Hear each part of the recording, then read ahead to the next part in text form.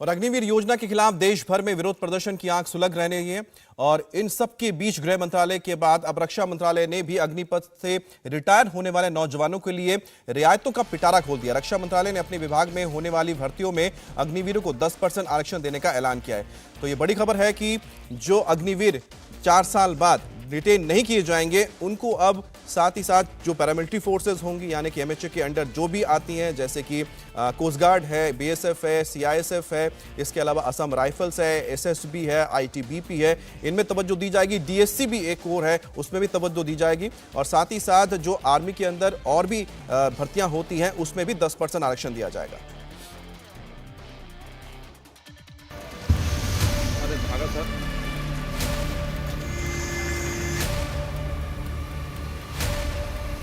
अग्निपथ योजना को लेकर देश भर में बवाल मचा है।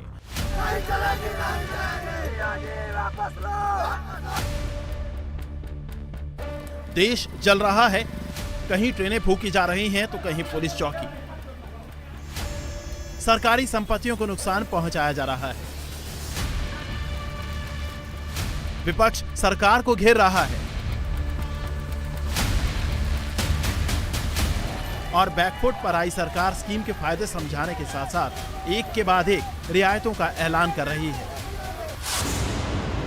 राज्य सरकारों के बाद अब गृह मंत्रालय, रक्षा मंत्रालय, shipping ministry, civil aviation ministry, खेल, हाउसिंग और पेट्रोलियम समेत तमाम मंत्रालय एक एक कर सामने आ रहे हैं और अग्निवीरों को प्राथमिकता देने का भरोसा दे रहे हैं।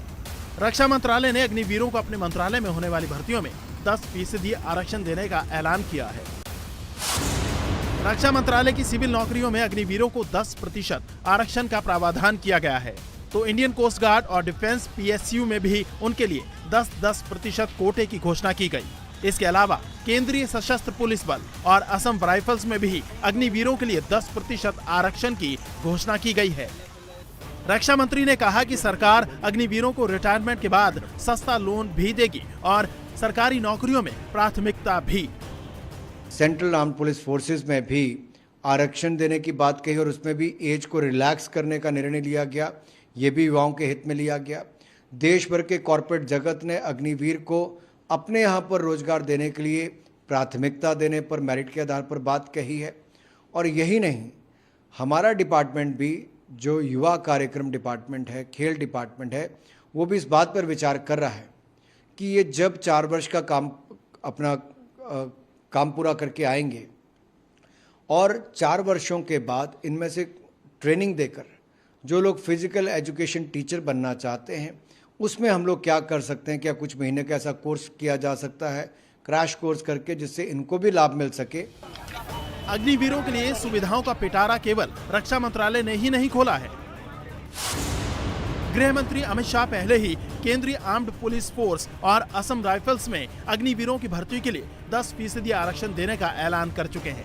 अग्निवीरों की भर्ती उम्र सीमा को 21 साल से बढ़ाकर 23 साल कर दिया गया है।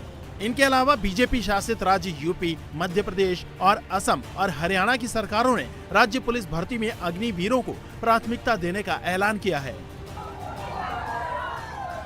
सरकार की ओर से अग्निवीरों के लिए एक के बाद एक सुविधाओं का ऐलान हो रहा है। इसके बाद भी युवाओं का गुस्सा शांत नहीं हो रहा। यूपी, बिहार, राजस्थान, गुजरात, हरियाणा और पश्चिम बंगाल समेत देश के कम से कम 15 राज्यों में अग्निवीर योजना के खिलाफ प्रदर्शन जारी है। यूपी में उपद्रवियों ने फिर जमकर बवाल किया। उपद्रवियों ने बसों और ट्रकों में न सिर्फ आगजनी की है, बल्कि रेलवे स्टेशन में घुसकर भी तोड़फोड़ की है।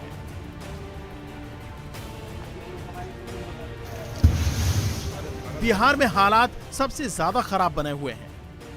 पटना के मसौड़ी तारेगना स्टेशन में घुसकर उपद्रवियों ने आग लगा दी। स्टेशन पर खड़े कई वाहनों को भी नुकसान पहुंचाया। बिहार के इस नक्शे को देखकर आप समझ सकते हैं कि अग्निपथ को लेकर बिहार पिछले 4 दिनों से किस तरह जल रहा है। राजस्थान के जयपुर, जोधपुर, अजमेर, अलवर समेत कई जिलों में हिंसक प्रदर्शन हुए हैं। पंजाब के लुधियाना और पश्चिम बंगाल के सिलीगुड़ी में भी युवाओं ने प्रदर्शन किया है। सुविधाओं के ऐलान के साथ सरकार उपद्रवियों के खिलाफ सख्त एक्शन भी ले रही है। बिहार में अग्निपथ स्कीम को लेकर हुई हिंसा में अब तक 718 से ज्यादा गिरफ्तारी हुई हैं। तो यूपी में भी 340 आरोपी गिरफ्तार किए जा चुके हैं। प्रदर्शन को देखते हुए रेलवे ने सैकड़ों ट्रेनें रद्द कर दी हैं। इंडिया टीवी हर वक्त हर जगह डाउनलोड करने के लिए सर्च करें India TV news Google play store या ऐप स्टोर पर।